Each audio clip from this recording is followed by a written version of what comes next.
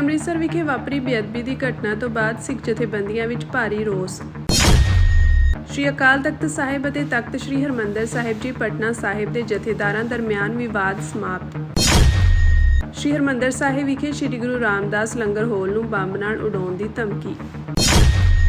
ਪ੍ਰਸ਼ਾਸਨ ਨੂੰ ਹੁਣ ਅਸੀਂ ਇਹੋ ਬੇਨਤੀ ਕਰਨ ਆਏ ਆ ਕਿ ਇੱਕ ਦੇ ਦੋਸ਼ੀ ਲੱਭੇ ਜਾਣ, ਕੂੜੇ ਵਾਲਿਆਂ ਦੇ ਨਾਲ ਜਾ ਕੇ ਵੀ ਕੂੜਾ ਕਿਹਦੇ ਘਰੋਂ ਸੁੱਟਿਆ, ਪੋਤੀ ਸਾਹਿਬ ਕਿੰਨਾਂ ਨੇ ਸੁੱਟੇ ਲਿਫਾਫੇ ਦੇ ਪਾ ਕੇ ਉਹ ਪੋਤੀ ਸਾਹਿਬ ਜਿਹੜਾ ਕੂੜੇ ਵਾਲਾ ਵੀਰ ਲੈ ਕੇ ਜਾ ਕੇ ਗੁਰਦੁਆਰਾ ਸਾਹਿਬ ਦੇ ਕੇ ਆਇਆ ਵਾ, ਉਹ ਗੁਰਦੁਆਰੇ ਸਾਹਿਬ ਜਾ ਕੇ ਉਹਨੇ ਕਿਹਨੂੰ ਦਿੱਤੇ, ਉਹ ਬੰਦੇ ਕੌਣ ਆ।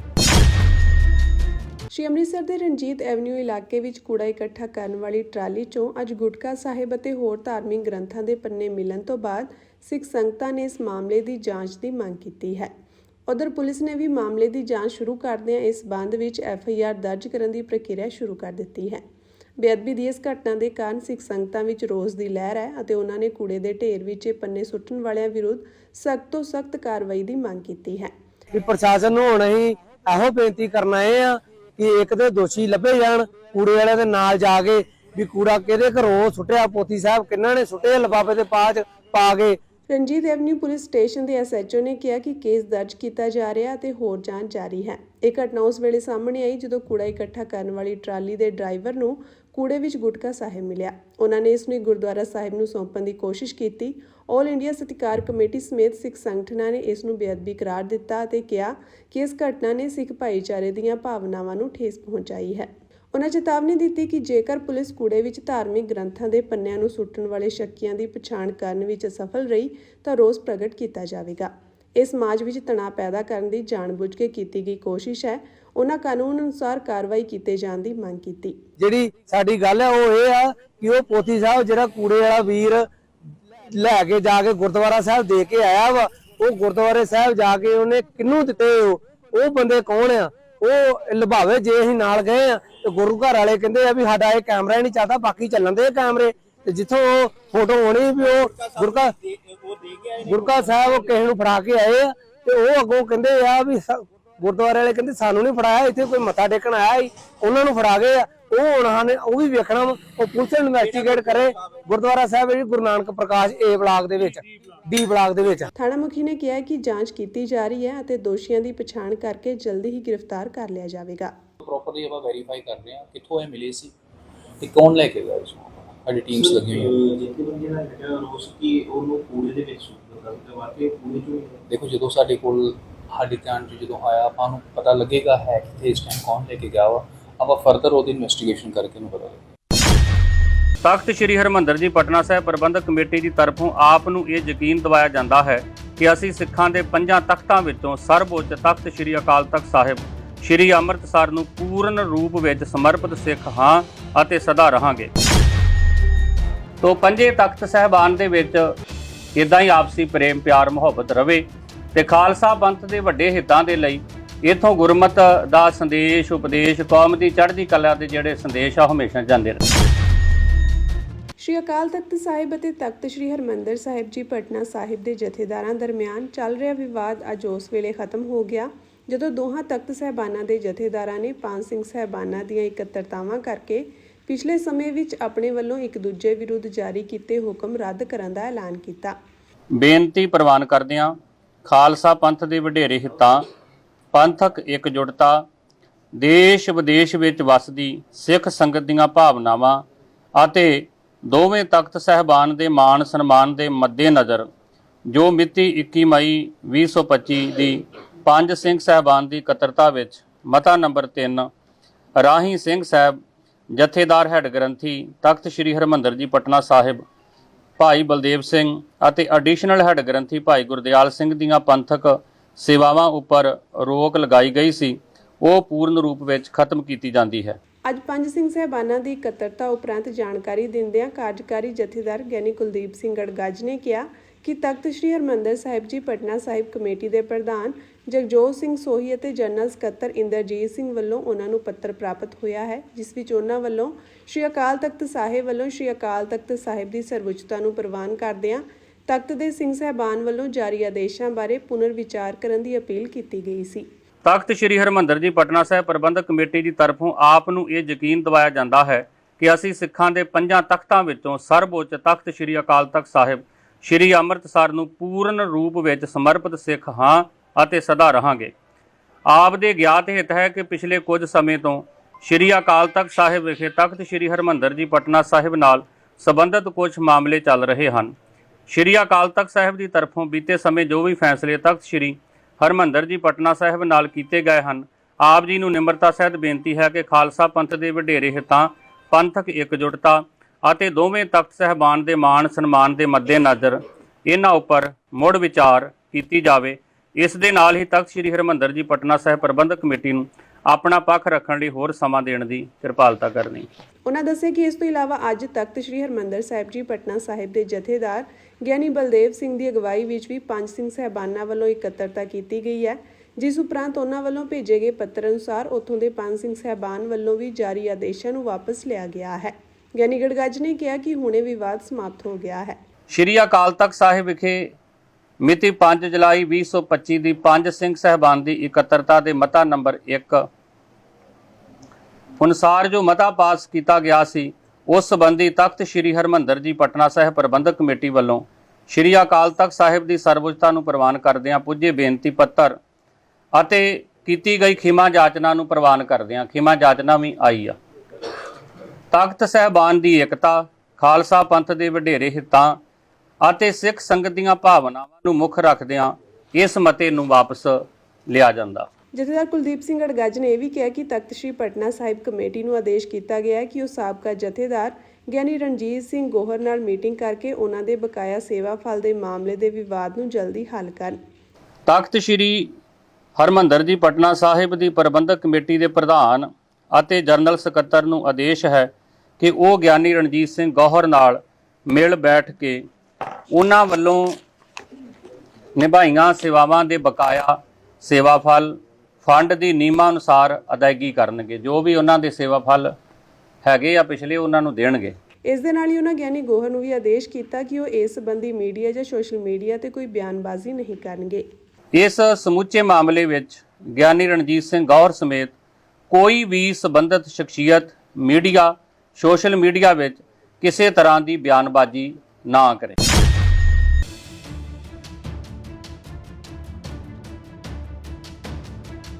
ਸ਼੍ਰੀ ਹਰਿਮੰਦਰ ਸਾਹਿਬ ਵਿਖੇ ਸ਼੍ਰੀ ਗੁਰੂ ਰਾਮਦਾਸ ਲੰਗਰ ਹਾਲ ਨੂੰ ਬੰਬ ਨਾਲ ਉਡਾਉਣ ਦੀ ਧਮਕੀ ਦੇ ਮਾਮਲੇ ਵਿੱਚ ਅੰਮ੍ਰਿਤਸਰ ਪੁਲਿਸ ਨੇ FIR ਦਰਜ ਕੀਤੀ ਹੈ।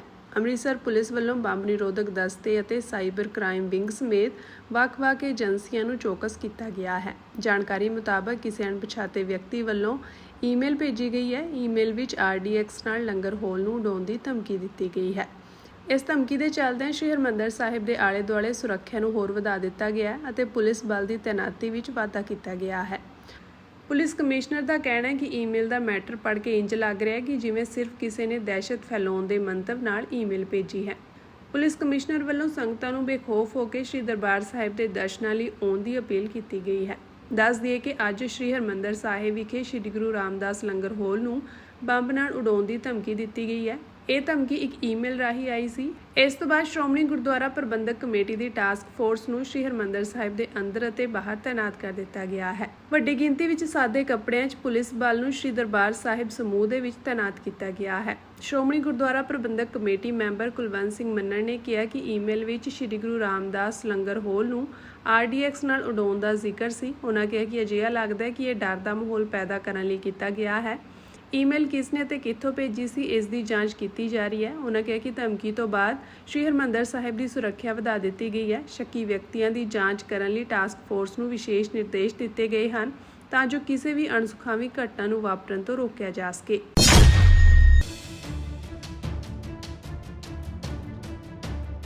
ਅਮਰੀਕੀ ਰਾਸ਼ਟਰਪਤੀ ਡੋਨਾਲਡ ਟਰੰਪ ਨੇ ਅੱਜ ਐਲਾਨ ਕੀਤਾ ਕਿ 1 ਅਗਸਤ ਤੋਂ ਮੈਕਸੀਕੋ ਤੇ ਯੂਰਪੀਅਨ ਯੂਨੀਅਨ ਤੋਂ ਆਉਣ ਵਾਲੇ ਸਮਾਨ ਤੇ ਅਮਰੀਕਾ 30% ਟੈਕਸ ਲਾਵੇਗਾ। ਡੋਨਾਲਡ ਟਰੰਪ ਨੇ ਇਸ ਸੰਬੰਧੀ ਆਪਣੇ ਸੋਸ਼ਲ ਮੀਡੀਆ ਪਲੇਟਫਾਰਮ ਤੇ ਪੋਸਟ ਕਰਕੇ ਟੈਕਸ ਲਾਉਣ ਦੀ ਜਾਣਕਾਰੀ ਸਾਂਝੀ ਕੀਤੀ। ਇਸ ਤੋਂ ਪਹਿਲਾਂ ਵੀ ਟਰੰਪ ਵੱਖ-ਵੱਖ ਦੇਸ਼ਾਂ ਤੇ ਟੈਕਸ ਲਾਉਣ ਦਾ ਐਲਾਨ ਕਰ ਚੁੱਕੇ ਹਨ। ਟਰੰਪ ਨੇ ਇੱਕ ਦਿਨ ਪਹਿਲਾਂ ਦੱਸਿਆ ਸੀ ਕਿ ਉਹ ਕੈਨੇਡੀਅਨ ਦਰਾਮਦ ਕੀਤੀਆਂ ਵਸਤਾਂ ਤੇ ਟੈਕਸ 35% ਤੱਕ ਵਧਾਉਣਗੇ। ਇਸ ਤੋਂ ਪਹਿਲਾਂ ਟਰੰਪ ਵੱਲੋਂ ਫਰਵਰੀ ਵਿੱਚ 25% ਟੈਕਸ ਐਲਾਨਿਆ ਗਿਆ ਸੀ। ਅਮਰੀਕੀ ਰਾਸ਼ਟਰਪਤੀ ਡੋਨਾਲਡ ਟਰੰਪ ਨੇ 4 ਦਿਨ ਪਹਿਲਾਂ ਜਾਪਾਨ ਅਤੇ ਦੱਖਣੀ ਕੋਰੀਆ ਤੋਂ ਦਰਾਮਦ ਹੋਣ ਵਾਲੀਆਂ ਵਸਤਾਂ ਤੇ 25% ਟੈਕਸ ਲਗਾਉਣ ਦੇ ਨਾਲ-ਨਾਲ 1 ਦਰਜਨ ਹੋਰ ਮੁਲਕਾਂ ਤੇ ਨਵੀਆਂ ਟੈਕਸ ਦਰਾਂ ਲਗਾਉਣ ਦਾ ਐਲਾਨ ਕੀਤਾ ਸੀ, ਜੋ 1 ਅਗਸਤ ਤੋਂ ਅਮਲ ਵਿੱਚ ਆਉਣਗੀਆਂ। ਟਰੰਪ ਨੇ ਟਰੂਥ ਸੋਸ਼ਲ ਤੇ ਵੱਖ-ਵੱਖ ਮੁਲਕਾਂ ਦੇ ਆਗੂਆਂ ਨੂੰ ਸੰਬੋਧਿਤ ਪੱਤਰ ਪੋਸਟ ਕਰਕੇ ਨੋਟਿਸ ਦਿੱਤਾ ਸੀ।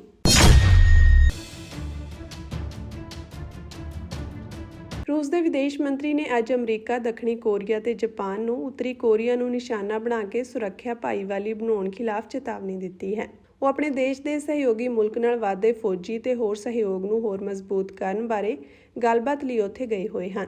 ਰੂਸੀ ਵਿਦੇਸ਼ ਮੰਤਰੀ ਸਰਗੇਈ ਲਾਵਰੋਵ ਬੀਤੇ ਦਿਨ ਉੱਤਰੀ ਕੋਰੀਆਈ ਹਮਰੁਤਬਾ ਚੋਈ ਸੋਨ ਹੁਈ ਨਾਲ ਮੀਟਿੰਗ ਲਈ ਉੱਤਰੀ ਕੋਰੀਆ ਦੇ ਪੂਰਬੀ ਵੋਨਸਾਨ ਸ਼ਹਿਰ ਗਏ ਸਨ। ਹਾਲ ਹੀ ਦੇ ਸਾਲਾਂ ਦੌਰਾਨ ਰੂਸ ਤੇ ਉੱਤਰੀ ਕੋਰੀਆ ਵਿਚਾਲੇ ਸਬੰਧ ਮਜ਼ਬੂਤ ਹੋਏ ਹਨ। ਉੱਤਰੀ ਕੋਰੀਆ ਫੌਜੀ ਤੇ ਆਰਥਿਕ ਮਦਦ ਬਦਲੇ ਯੂਕਰੇਨ ਖਿਲਾਫ ਰੂਸ ਦੀ ਜੰਗ ਵਿੱਚ ਮਦਦ ਲਈ ਸੈਨਿਕਾਂ ਤੇ ਗੋਲਾ ਬਾਰੂਦ ਦੀ ਸਪਲਾਈ ਕਰਦਾ ਰਿਹਾ ਹੈ। ਇਸ ਨਾਲ ਦੱਖਣੀ ਕੋਰੀਆ, ਅਮਰੀਕਾ ਤੇ ਹੋਰ ਮੁਲਕਾਂ ਵਿੱਚ ਇਹ ਚਿੰਤਾ ਵੱਧ ਗਈ ਹੈ ਕਿ ਰੂਸ ਉੱਤਰੀ ਕੋਰੀਆ ਨੂੰ ਸੰਵੇਦਨਸ਼ੀਲ ਤਕਨੀਕਾਂ ਵੀ ਦੇ ਸਕਦਾ ਹੈ, ਜੋ ਉਸ ਦੇ ਪਰਮਾਣੂ ਤੇ ਮਿਜ਼ਾਈਲ ਪ੍ਰੋਗਰਾਮਾਂ ਲਈ ਮਦਦ ਕਰ ਸਕਦੀ ਹੈ। ਅੱਜ ਚੋਈ ਨਾਲ ਮੀਟਿੰਗ ਮਗਰੋਂ ਲਾਵਰੋਵ ਨੇ ਅਮਰੀਕਾ, ਦੱਖਣੀ ਕੋਰੀਆ ਤੇ ਜਾਪਾਨ ਤੇ ਉੱਤਰੀ ਕੋਰੀਆ ਨੇੜੇ ਸੈਨਾ ਦੀ ਤੈਨਾਤੀ ਦਾ ਦੋਸ਼ ਲਗਾਇਆ। ਰੂਸ ਦੀ ਸਰਕਾਰੀ ਨਿਊਜ਼ ਏਜੰਸੀ ਤਾਸ ਅਨੁਸਾਰ ਲਾਵਰੋਵ ਨੇ ਪੱਤਰਕਾਰਾਂ ਨੂੰ ਕਿਹਾ ਕਿ ਅਸੀਂ ਉੱਤਰੀ ਕੋਰੀਆ ਤੇ ਯਕੀਨੀ ਤੌਰ ਤੇ ਰੂਸ ਸਮੇਤ ਕਿਸੇ ਖਿਲਾਫ ਵੀ ਗੱਠਜੋੜ ਬਣਾਉਣ ਖਿਲਾਫ ਚੇਤਾਵਨੀ ਦਿੰਦੇ ਹਾਂ।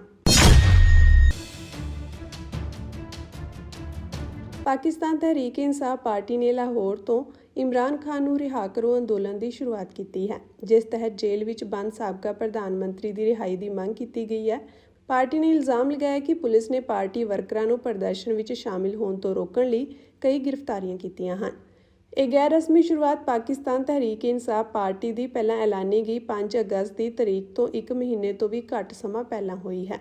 ਖੈਬਰ ਪਖਤੂਨਖਵਾ ਦੇ ਮੁੱਖ ਮੰਤਰੀ ਅਤੇ ਪੀਟੀਆਈ ਦੇ ਪ੍ਰਮੁੱਖ ਆਗੂ ਅਲੀ ਅਮੀਨ ਗੰਡਾਪੁਰ ਪਾਰਟੀ ਦੇ ਸਰਪ੍ਰਸਤ ਕਮ ਮੁਖੀ ਖਾਨ ਨੂੰ ਰਿਹਾ ਕਰਵਾਉਣ ਲਈ ਅੰਦੋਲਨ ਦੀ ਸ਼ੁਰੂਆਤ ਦਾ ਐਲਾਨ ਕਰਦੇ ਹੋਏ ਸ਼ਨੀਚਰਵਾਰ ਨੂੰ ਦੇਰ ਰਾਤ ਲਾਹੌਰ ਪਹੁੰਚੇ। 72 ਸਾਲਾ ਕ੍ਰਿਕਟਰ ਤੋਂ ਸਿਆਸਤਦਾਨ ਬਣੇ ਇਮਰਾਨ ਖਾਨ ਅਗਸਤ 2023 ਤੋਂ ਕਈ ਮਾਮਲਿਆਂ ਵਿੱਚ ਨਾਮਜ਼ਦ ਕੀਤੇ ਜਾਣ ਤੋਂ ਬਾਅਦ ਜੇਲ੍ਹ ਵਿੱਚ ਬੰਦ ਹਨ। ਪੀਟੀਆਈ ਖਾਨ ਨੂੰ ਰਿਹਾ ਕਰਵਾਉਣ ਲਈ ਸ਼ਾਹਬਾਜ਼ ਸ਼ਰੀਫ ਸਰਕਾਰ ਅਤੇ ਫੌਜ ਤੇ ਦਬਾਅ ਪਾਉਣ ਵਾਸਤੇ 5 ਅਗਸਤ ਤੋਂ ਦੇਸ਼ ਭਰ ਵਿੱਚ ਇੱਕ ਵੱਡੀ ਮੁਹਿੰਮ ਸ਼ੁਰੂ ਕਰਨ ਦੀ ਤਿਆਰੀ ਕਰ ਰਹੀ ਹੈ। ਗੰਡਾਪੁਰ ਅਤੇ ਪਾਰਟੀ ਦੇ ਹੋਰ ਪ੍ਰਮੁੱਖ ਆਗੂਆਂ ਨੇ ਲਾਹੌਰ ਦੇ ਰਾਏਵਿੰਡ ਇਲਾਕੇ ਵਿੱਚ ਸ਼ਰੀਫ ਪਰਿਵਾਰ ਦੀ ਰਿਹਾਇਸ਼ ਦੇ ਨਾਲ ਲੱਗਦੇ ਇੱਕ ਫਾਰਮ ਹਾਊਸ ਵਿੱਚ ਆਪਣੇ ਵਿਰੋਧ ਪ੍ਰਦਰਸ਼ਨ ਦੀ ਅੰਤਿਮ ਰੂਪਰੇਖਾ ਉਲੀਕਣ ਲਈ ਡੇਰੇ ਲਾਏ ਹੋਏ ਹਨ। ਇਸੇ ਦੌਰਾਨ ਪੁਲਿਸ ਨੇ ਕਥਿਤ ਤੌਰ ਤੇ ਘੱਟੋ-ਘੱਟ 20 ਪੀਟੀਆਈ ਵਰਕਰਾਂ ਨੂੰ ਗ੍ਰਿਫਤਾਰ ਕੀਤਾ, ਜੋ ਕਿ ਲਾਹੌਰ ਦੀਆਂ ਵੱਖ-ਵੱਖ ਥਾਵਾਂ ਤੇ ਆਪਣੇ ਆਗੂਆਂ ਦਾ ਸਵਾਗਤ ਕਰਨ ਲਈ ਇਕੱਠੇ ਹੋਏ ਸਨ।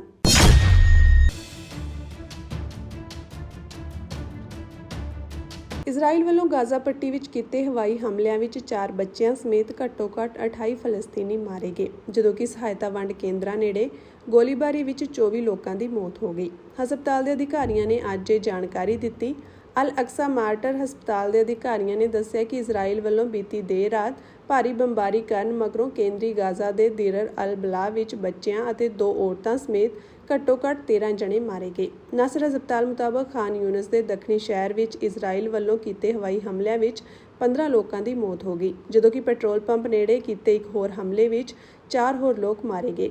ਇਸੇ ਤਰ੍ਹਾਂ ਰਫਾਹ ਨੇੜੇ ਇੱਕ ਕੇਂਦਰ ਤੋਂ ਖੁਰਾਕ ਸਮੱਗਰੀ ਲੈਣ ਜਾ ਰਹੇ ਲੋਕਾਂ ਤੇ ਗੋਲੀਬਾਰੀ ਦੌਰਾਨ ਲਗਭਗ 24 ਲੋਕਾਂ ਦੀ ਮੌਤ ਹੋ ਗਈ। ਪੰਜਾਬ ਪਵਿੱਤਰ ਧਾਰਮ ਗ੍ਰੰਥਾਂ ਦੇ ਵਿਰੁੱਧ ਅਪਰਾਧਾਂ ਦੀ ਰੋਕਥਾਮ ਬਿੱਲ 2025 ਪੇਸ਼ ਕਰਦਾ ਹਾਂ ਤੇ ਪ੍ਰਸਤਾਵ ਕਰਦਾ ਹਾਂ ਕਿ ਇਸ ਪੰਜਾਬ ਪਵਿੱਤਰ ਧਾਰਮ ਗ੍ਰੰਥਾਂ ਦੇ ਵਿਰੁੱਧ ਅਪਰਾਧਾਂ ਦੀ ਰੋਕਥਾਮ ਬਿੱਲ 2025 ਤੇ ਤੁਰੰਤ ਵਿਚਾਰ ਕੀਤਾ ਜਾਵੇ। ਅੱਜ ਮੁੱਖ ਮੰਤਰੀ ਨਿਵਾਸ ਉੱਤੇ ਪੰਜਾਬ ਕੈਬਨਿਟ ਦੀ ਮੀਟਿੰਗ ਹੋਈ। ਇਸ ਮੀਟਿੰਗ ਵਿੱਚ ਬੇਅਦਬੀ ਮਾਮਲਿਆਂ ਬਾਰੇ ਸਖਤ ਕਾਨੂੰਨ ਬਣਾਉਣ ਲਈ ਤਿਆਰ ਕੀਤੇ ਗਏ ਬਿੱਲ ਨੂੰ ਪ੍ਰਵਾਨਗੀ ਦਿੱਤੀ ਗਈ ਹੈ। ਇਸ ਕਾਨੂੰਨ ਨਾਲ ਧਾਰਮਿਕ ਗ੍ਰੰਥਾਂ ਅਤੇ ਸਥਾਨਾਂ ਦੀ ਬੇਅਦਬੀ ਕਰਨ ਵਾਲਿਆਂ ਨੂੰ ਉਮਰ ਕੈਦ ਦੀ ਸਜ਼ਾ ਮਿਲੇਗੀ। ਇਹ ਬਿੱਲ ਜਲਦੀ ਹੀ ਵਿਧਾਨ ਸਭਾ ਵਿੱਚ ਪੇਸ਼ ਕੀਤਾ ਜਾ ਸਕਦਾ ਹੈ ਅਤੇ ਫਿਰ ਇਸ ਨੂੰ ਲਾਗੂ ਕਰਨ ਤੋਂ ਪਹਿਲਾਂ ਵੱਖ-ਵੱਖ ਸੰਗਠਨਾਂ ਅਤੇ ਆਮ ਲੋਕਾਂ ਤੋਂ ਰਾਏ ਵੀ ਲਈ ਜਾਵੇਗੀ।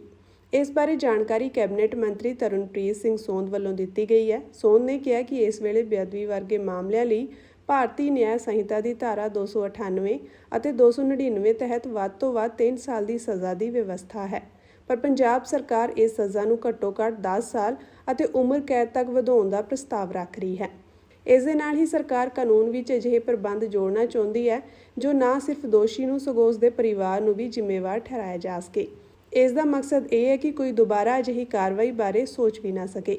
ਇਸ ਕੈਬਨਿਟ ਮੀਟਿੰਗ ਵਿੱਚ ਕਾਨੂੰਨ ਸੰਬੰਧੀ ਰਣਨੀਤੀ ਤਿਆਰ ਕੀਤੀ ਜਾਵੇਗੀ। ਜੇਕਰ ਇਸ ਨੂੰ ਮਨਜ਼ੂਰੀ ਮਿਲ ਜਾਂਦੀ ਹੈ ਤਾਂ ਇਹ ਪੰਜਾਬ ਵਿੱਚ ਬੇਅਦਬੀ ਦੇ ਮਾਮਲਿਆਂ ਨੂੰ ਰੋਕਣ ਲਈ ਹੁਣ ਤੱਕ ਦਾ ਸਭ ਤੋਂ ਸਖਤ ਕਦਮ ਮੰਨਿਆ ਜਾਵੇਗਾ। ਜੋ ਚਾਹੁੰਦੇ ਨੇ ਕਿ ਇਸ ਵਿਸ਼ੇ ਤੇ ਕੱਲ ਨੂੰ ਚਰਚਾ ਕਰ ਲਈਏ ਤਾਂ ਮੈਂ ਇਸ ਗੱਲ ਨਾਲ ਸਹਿਮਤ ਹਾਂ, ਪਰ ਥੋੜਾ ਜਿਹਾ ਮੇਰਾ ਇਤਰਾਜ਼ ਹੈ ਕਿ ਹਜੇ ਤੱਕ ਤੁਹਾਡੇ ਕੋਲੇ ਇਸ ਮਾਮਲੇ 'ਚ ਹੋਮਵਰਕ ਹੀ ਹੈ ਨਹੀਂ। 2015 ਤੋਂ ਬੇਅਦਬੀਆਂ ਸ਼ੁਰੂ ਹੋਈਆਂ ਨੇ, ਹਜੇ ਮਤਲਬ ਤੁਸੀਂ ਇਹ ਤੇ ਵੀ ਚਰਚਾ ਕਰਕੇ ਆਇਆ ਕਰੋਗੇ ਕਿ ਕਦੋਂ ਕੀ ਹੋਇਆ। ਮੈਂ ਕੋਈ ਨਿੰਦਿਆ ਨਹੀਂ ਕਰ ਰਿਹਾ, ਪਰ ਮੈਂ ਤੁਹਾਡੇ ਵਿਚਾਰ ਨਾਲ ਸਹਿਮਤ ਹਾਂ ਸਰ। ਜਿਵੇਂ ਸਦਨ ਸਹਿਮਤ ਹੋਵੇ, ਕੱਲ ਨੂੰ ਤਿਆਰੀ ਕਰਕੇ ਆ ਜਾਓ। ਕਿਰਪਾ ਕਰਕੇ ਇਹ ਨਾ ਮੇਰਾ ਮਸਲਾ ਹੈ ਨਾ ਤੁਹਾਡਾ ਮਸਲਾ, ਤਾਂ ਸਮੁੱਚੀ ਮਾਨਵਤਾ ਦਾ ਮਸਲਾ ਹੈ। ਮਾਨਵਤਾ ਦਾ ਮਸਲਾ ਹੈ। ਜੇ ਵੈਸੇ ਤਾਂ ਅਖਬਾਰਾਂ 'ਚ ਕਈ ਦਿਨਾਂ ਪਹਿਲਾਂ ਤੋਂ ਚੱਲਦਾ ਕਿ ਪ੍ਰਸਤਾਵ ਆਊਗਾ, ਹਾਂ, ਪਰ ਉੱਪਰ ਤੁਹਾਨੂੰ ਟਾਈਮ ਚਾਹੀਦਾ ਤਿਆਰੀ ਵਾਸਤੇ, ਬੋਲਣ ਵਾਸਤੇ। ਮੈਨੂੰ ਪਤਾ ਵਿਰੁੱਧ ਤਾਂ ਬੋਲ ਹੀ ਨਹੀਂ ਸਕਦੇ, ਕਿਉਂਕਿ ਤਿਆਰੀ ਤਾਂ ਤੁਸੀਂ ਹੱਕ 'ਚ ਹੀ ਕਰੋਗੇ, ਕਿਉਂਕਿ ਆਪਾਂ ਨੇ ਤਾਂ ਕਾਨੂੰਨ ਲੈ ਕੇ ਆਂਦਾ ਔਰ ਕਾਨੂੰਨ ਸਾਰਿਆਂ ਦਾ। ਆਪਾਂ ਸਾਰੇ ਗੁਰੂ ਗ੍ਰੰਥ ਸਾਹਿਬ ਨੂੰ, ਭਗਵਤ ਗੀਤਾ ਨੂੰ, ਆਪਾਂ ਸਾਰੇ ਪਵਨ ਜਿੰਨੇ ਵੀ ਗੁਰੂ ਸਾਡੇ ਗ੍ਰੰਥ ਨੇ ਉਹਨਾਂ ਨੂੰ ਮੰਨਣ ਵਾਲੇ ਬੰਦੇ ਆ, ਸਰਬੱਤ ਦੇ ਭਲੇ ਦੀ ਗੁਰਬਾਣੀ ਵਾਲੇ ਬੰਦੇ। ਜੇ ਤੁਹਾਨੂੰ ਫਿਰ ਵੀ ਇਹਦੇ ਵਾਸਤੇ ਤੁਹਾਨੂੰ ਪ੍ਰੋਪਰ ਟਾਈਮ ਚਾਹੀਦਾ ਹੈ, ਜਾਂ ਤੁਹਾਡੇ ਕੋਲੇ ਹੋਮਵਰਕ ਨਹੀਂ ਹੈਗਾ, ਜਾਂ ਤੁਹਾਡਾ ਕੱਲ ਤੱਕ ਤੁਸੀਂ ਹੋਮਵਰਕ ਕਰਕੇ ਆਓਗੇ, ਤਾਂ ਮੈਂ ਇਹਦੇ ਗੱਲ ਨਾਲ ਸਹਿਮਤ ਹਾਂ ਸਰ। ਸਪੀਕਰ, ਦੇਸ਼ ਦੇ ਪ੍ਰਧਾਨ ਮੰਤਰੀ, ਦੇਸ਼ ਦੇ ਰਾਸ਼ਟਰਪਤੀ ਤੇ ਦੇਸ਼ ਦੇ ਪਾਰਲੀਮੈਂਟ ਲੋਕ ਸਭਾ ਦੇ ਸਪੀਕਰ, ਉਹਨਾਂ ਨੂੰ ਵੀ ਜਾ ਕੇ ਸੱਦੇ ਦਿੱਤੇ ਜਾਣਗੇ ਤਾਂ ਕਿ ਗੁਰੂ ਸਾਹਿਬ ਜੀ ਦੀ ਇਸ ਪਵਿੱਤਰ ਸ਼ਤਾਬਦੀ ਦੇ ਵਿੱਚ ਉਹ ਸਾਰੇ ਆ ਕੇ ਸ਼ਮੂਲੀਅਤ ਕਰਨ। ਸ਼੍ਰੋਮਣੀ ਗੁਰਦੁਆਰਾ ਪ੍ਰਬੰਧਕ ਕਮੇਟੀ ਵੱਲੋਂ ਅੱਜ 350 ਸਾਲਾ ਸ਼ਤਾਬਦੀਆਂ ਨੂੰ ਲੈ ਕੇ ਅਹਿਮ ਮੀਟਿੰਗ ਕੀਤੀ ਗਈ। ਮੀਟਿੰਗ ਤੋਂ ਬਾਅਦ ਪ੍ਰੈਸ ਕਾਨਫਰੰਸ ਨੂੰ ਸੰਬੋਧਨ ਕਰਦਿਆਂ ਸ਼੍ਰੋਮਣੀ ਗੁਰਦੁਆਰਾ ਪ੍ਰਬੰਧਕ ਕਮੇਟੀ ਦੇ ਪ੍ਰਧਾਨ ਐਡਵੋਕੇਟ ਧਾਮੀ ਨੇ ਦੱਸਿਆ ਕਿ ਸ਼ਤਾਬਦੀਆਂ ਮਨੁੱਖਤਾ ਨੂੰ ਸਮਰਪਿਤ ਹਨ ਅਤੇ ਸ਼ਤਾਬਦੀਆਂ ਸਭ ਨਾਲ ਮਿਲ ਕੇ ਮਨਾਈਆਂ ਜਾਣਗੀਆਂ। ਅੱਜ ਮੁੱਖ ਤੌਰ ਦੇ ਉੱਤੇ ਜਿਹੜੀ ਵੱਡੀ ਵਿਦਵਤਾ ਦੇ ਨਾਲ, ਕਿਉਂਕਿ ਸਾਹਿਬ ਗੁਰੂ ਤੇਗ ਬਹਾਦਰ ਪਾਤਸ਼ਾਹ ਦੀ ਇਹ ਜਿਹੜੀ ਸ਼ਹੀਦੀ ਗੁਰਪੁਰਬ ਆ, ਇਹ ਸਮੁੱਚੀ ਮਨੁੱਖਤਾ ਨੂੰ ਸਮਰਪਿਤ ਤੇ ਖਾਸ ਕਰਕੇ ਇੱਕ ਉਸ ਵੇਲੇ ਦੇ ਧਰਮ ਜਿਹੜੇ ਪੰਡਿਤ ਕਿਰਪਾ ਰਾਮ ਜੀ ਦੇ ਰੂਪ ਦੇ ਵਿੱਚ ਸਤਿਗੁਰੂ ਜੀ ਦੇ ਪਾਸ ਪੁਕਾਰ ਲੈ ਕੇ ਪਹੁੰਚੇ ਸੀ, ਤੇ ਸਤਿਗੁਰੂ ਜੀ ਨੇ ਉਹਨਾਂ ਪ੍ਰਤੀ ਆਪਣਾ ਪਿਆਰ ਤੇ ਸਤਿਕਾਰ, ਆਪਣਾ ਬਲੀਦਾਨ ਵੀ ਦਿੱਤਾ। ਸੋ ਉਹਨਾਂ ਸਾਰਿਆਂ ਨੂੰ ਸ਼ਮੂਲੀਅਤ, ਇਕਤਾ ਹੋਵੇ, ਸਮੁੱਚੇ ਦੇਸ਼ ਤੇ ਵਿਦੇਸ਼ ਦੇ ਸਿੱਖ ਵੀ ਇਕੱਠੇ ਹੋਣ। ਉਹ ਤੋਂ ਇਲਾਵਾ ਸਾਰੀਆਂ ਜਿੰਨੀਆਂ ਵੀ ਦੂਸਰੇ ਧਰਮਾਂ ਦੇ ਨਾਲ ਸੰਬੰਧਿਤ ਉਹ ਸ਼ਖਸੀਅਤਾਂ ਉਹ ਵੀ ਇੱਥੇ ਸ਼ਾਮਲ ਹੋਣ। ਉਹ ਸਾਰਿਆਂ ਨੂੰ ਸ਼੍ਰੋਮਣੀ ਗੁਰਦੁਆਰਾ ਪ੍ਰਬੰਧਕ ਕਮੇਟੀ ਵੱਲੋਂ ਖੁੱਲ੍ਹਾ ਸੱਦਾ ਵੀ ਦਿੱਤਾ ਜਾਊਗਾ ਤੇ ਉਹਨਾਂ ਨੂੰ ਜਾ ਕੇ ਵੀ ਸੱਦੇ ਦਿੱਤੇ ਜਾਣਗੇ। ਇਹ ਅੱਜ ਦੀ ਮੀਟਿੰਗ ਦੇ ਵਿੱਚ ਇੱਥੇ ਬੈਠ ਕੇ ਫੈਸਲਾ ਹੋਇਆ। ਉਹਨਾਂ ਦੱਸਿਆ ਕਿ ਸ਼ਤਾਬਦੀ ਸਮਾਗਮਾਂ ਵਿੱਚ ਸ਼ਾਮਿਲ ਹੋਣ ਲਈ ਦੇਸ਼ ਦੇ ਪ੍ਰਧਾਨ ਮੰਤਰੀ, ਰਾਸ਼ਟਰਪਤੀ ਤੋਂ ਲੈ ਕੇ ਚੀਫ ਜਸਟਿਸ, ਰਾਜਾਂ ਦੇ ਮੁੱਖ ਮੰਤਰੀਆਂ ਅਤੇ ਐਮਪੀਜ਼ ਤੱਕ ਨੂੰ ਸੱਦਾ ਪੱਤਰ ਭੇਜੇ ਜਾਣਗੇ। ਉਹ ਤੋਂ ਇਲਾਵਾ ਦੇਸ਼ ਦੇ ਪ੍ਰਧਾਨ ਮੰਤਰੀ, ਦੇਸ਼ ਦੇ ਰਾਸ਼ਟਰਪਤੀ ਤੇ ਦੇਸ਼ ਦੇ ਪਾਰਲੀਮੈਂਟ ਲੋਕ ਸਭਾ ਦੇ ਸਪੀਕਰ, ਉਹਨਾਂ ਨੂੰ ਵੀ ਜਾ ਕੇ ਸੱਦੇ ਦਿੱਤੇ ਜਾਣਗੇ ਤਾਂ ਕਿ ਗੁਰੂ ਸਾਹਿਬ ਜੀ ਦੀ ਇਸ ਪਵਿੱਤਰ ਸ਼ਤਾਬਦੀ ਦੇ ਵਿੱਚ ਉਹ ਸਾਰੇ ਆ ਕੇ ਸ਼ਮੂਲੀਅਤ ਕਰਨ।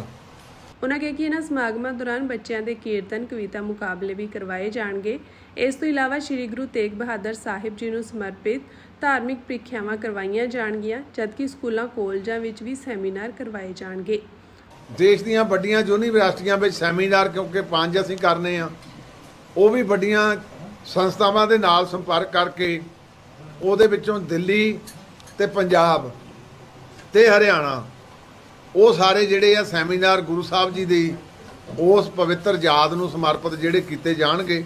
ਉਹਨਾਂ ਕਿਹਾ ਕਿ ਪ੍ਰਧਾਨ ਮੰਤਰੀ ਮੋਦੀ ਨੇ ਗੁਰੂ ਨਾਨਕ ਦੇਵ ਜੀ ਦੇ 550 ਸਾਲਾ ਪ੍ਰਕਾਸ਼ ਪੁਰਬ ਮੌਕੇ ਭਾਈ ਰਾਜੋਆਣਾ ਸਮੇਤ ਸਮੂਹ ਬੰਦੀ ਸਿੰਘਾਂ ਦੀ ਰਿਹਾਈ ਦਾ ਐਲਾਨ ਕੀਤਾ ਸੀ।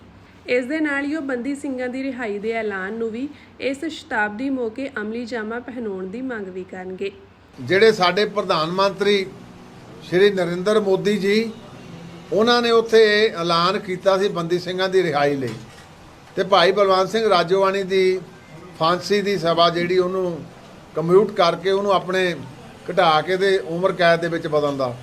ਤੇ ਮੈਂ ਬੇਨਤੀ ਕਰਦਾ ਇਹਨਾਂ ਸਾਰਿਆਂ ਦਾ ਹੀ, ਜਿੰਨੇ ਵੀ ਬੁਲਾਰੇ ਸੀ, ਇੱਕ ਸੀਗਾ ਵੀ ਕਿਉਂਕਿ ਗੁਰੂ ਤੇਗ ਬਹਾਦਰ ਪਾਤਸ਼ਾਹ ਦੀ ਇਹ ਸ਼ਹੀਦੀ ਸ਼ਤਾਬਦੀ ਆ, ਤੇ ਇਹ ਸੈਂਟਰ ਸਰਕਾਰ ਨੂੰ ਅਸੀਂ ਅਪੀਲ ਕਰਦੇ ਹਾਂ ਕਿ ਕੋਈ ਆਸਾਨ ਨਹੀਂ ਆਪਣੇ ਪੇ। ਗੁਰੂ ਸਾਹਿਬ ਨੇ, ਸਤਿਗੁਰੂ ਜੀ ਦਾ ਦਿਆਲਤਾ ਦੇ ਘਰ 'ਚ ਸੀ, ਸਤਿਗੁਰੂ ਜੀ ਨੇ ਤਾਂ ਕਿਰਪਾ ਦੇ ਬਖਸ਼ਿਸ਼ ਕੀਤੀ ਆ ਸਾਰੀ ਮਨੁੱਖਤਾ ਦੇ ਉੱਤੇ, ਤੇ ਖਾਸ ਕਰਕੇ ਇੱਕ ਅਸਲੀਤੇ ਤੌਰ ਤੇ ਫਿਰਕੇ ਤੇ ਸਤਿਗੁਰੂ ਜੀ ਦਇਆਵਾਨ ਤੇ ਦਇਆ ਦੇ ਘਰ ਦੇ ਵਿੱਚ ਆ ਕੇ ਆਪਣਾ ਬਲੀਦਾਨ ਦਿੱਤਾ। ਤੇ ਜਿਹੜੇ ਇਹ ਸਾਡੇ ਬੰਦੀ ਸਿੰਘ ਆ, ਇਹਨਾਂ ਨੂੰ ਰਿਹਾ ਕਰਨਾ ਚਾਹੀਦਾ। ਇਹਨਾਂ ਦਾ 2019 ਦਾ ਕੀਤਾ ਜਿਹੜਾ ਵਚਨਬੱਧਤਾ, ਉਹਨੂੰ ਹੁਣ ਸ਼ਤਾਬਦੀ ਦੇ ਰੂਪ ਦੇ ਵਿੱਚ ਦੁਹਰਾ ਦੇਣਾ ਚਾਹੀਦਾ।